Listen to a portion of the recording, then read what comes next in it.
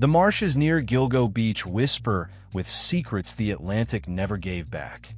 On May 1st, 2010, 24-year-old Shannan Gilbert vanished into the night, screaming for help.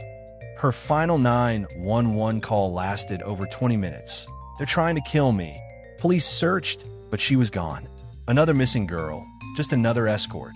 7 months later, while training a K-9 unit, a body was found buried in the sand, wrapped in burlap. But it wasn't Shannan, and she wasn't alone. 3 more bodies were uncovered within days, spaced like graves. Melissa, Maureen, Megan, Amber, young women, missing for years. Detective Mallory King saw what others didn't. This wasn't chance. It was ritual, and someone was watching. Calm, hidden, waiting. Melissa's sister received calls weeks after she vanished. Taunting, cruel, untraceable. The killer called from crowded places. A voice lost in the chaos. As winter closed in, they searched again and found more than they feared.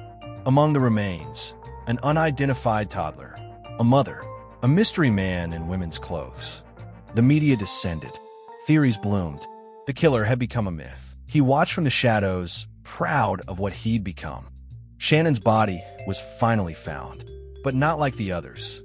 Her mother never believed the drowning story, and she never stopped fighting. Beneath this sand lay secrets older than memory, counted on never being found. And somewhere out there, the killer was still listening to the waves. Lead piled up, but so did the silence. The case began to gather dust. Behind the scenes, tension grew. Detectives disagreed. Departments clashed. Years passed. The killer vanished, and the case started going cold. But the families didn't forget. They held vigils. They demanded answers. A retired NYPD officer turned investigator began his own search for truth. Meanwhile, scandal rocked the Suffolk County Police. Corruption, cover-ups, incompetence. And while police scrambled, the killer lived undisturbed, maybe even nearby. Most victims had one thing in common: Craigslist, fast cash, anonymous clients. Cell phone data hinted at a pattern, a digital ghost slowly taking shape. The trail had gone cold, but under the sand, the truth still waited. In 2022, new eyes reopened old files, this time with better tools. DNA tech had evolved. Even the tiniest trace could now lead to truth. One careless mistake, a leftover pizza crust, his saliva sealed his fate. The suspect lived an ordinary life, a respected architect, a family man. But the data betrayed him. Burner phones linked to his home, his office, his life. In 2023, police moved in. After over a decade, an arrest was finally made. The face behind the myth was revealed: Rex Heuermann, arrested for multiple murders. In court, he said nothing, but the silence screamed with buried truth. For the families, it wasn't victory. It was grief, memory, rage. In his basement, no screams were heard, only quiet, practiced evil.